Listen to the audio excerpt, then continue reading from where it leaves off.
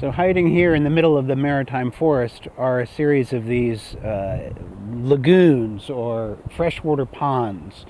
Some of them are very tiny, just in the little swales between the old dune lines. Some of them are larger ponds. This one is one that we manage for waterfowl. So they're very interesting ponds in that they don't have any streams running in or out. So it's just groundwater. So when it rains a lot, they're full ponds.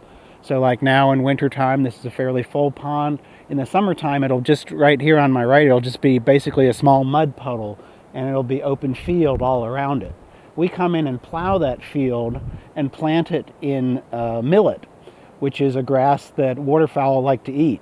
And so late in the fall, we'll plant it. It'll come up into millet, and then when the fall and winter rains come in, it floods that, and the waterfowl will come in, land on the pond, do that little duck tilt their butts up in the air thing, and feed on those little seed heads. But these ponds are really marvelous because they're like the ponds in the Serengeti of Africa. Animals migrate towards them for water in the summertime.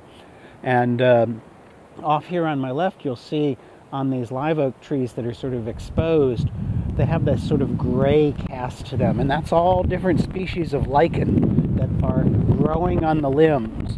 The Mid-Atlantic has one of the greatest diversity of species of lichens in the world, and this site has been studied for its lichen diversity. So it's a really interesting mix of plants and animals that are all sort of gathered around this lagoon, this oasis in the middle of the forest.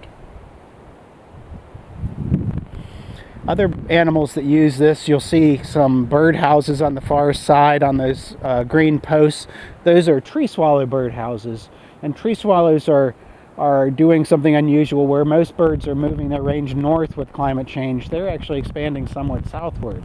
And so working with researchers at Davidson University, we're studying how they're changing their nesting behavior to see if that may be what's allowing them to move their range southward.